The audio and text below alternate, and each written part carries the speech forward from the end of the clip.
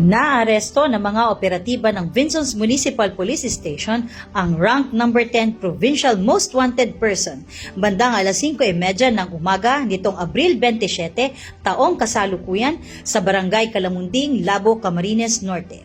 Kinilala ang sospek sa alias na Bert, 22 anyos, binata at residente ng Barangay Mangkayo, Vinsons, Camarines Norte.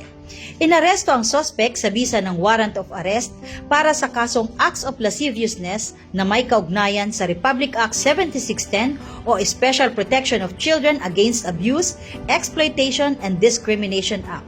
Ang warrant ay pinalabas noong Abril 24, 2024 na may piyansang 100,000 piso. Sa kasalukuyan, nasa kustodiya na ng Vinsons Municipal Police Station ang sospek para sa dokumentasyon at tamang disposisyon sa kaso.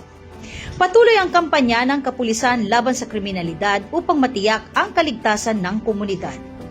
Muling paalala ng kapulisan, makipagtulungan sa mga autoridad at agad na iulat ang anumang kahinahinalang aktibidad sa inyong lugar. Sa pinaigting na kampanya laban sa kriminalidad, patuloy na naninindigan ang kapulisan katuwang ang mamamayan upang mapanatili ang hustisya at kapayapaan sa buong Camarines Norte. Mula sa Camarines Norte Police Provincial Office, ako si Police Staff Sergeant Cecilia Caudilla, nag-uulat para sa Police News Network. At ito ang bagong PNP para sa bagong Pilipinas. Serbisyong mabilis, tapat at nararamdaman.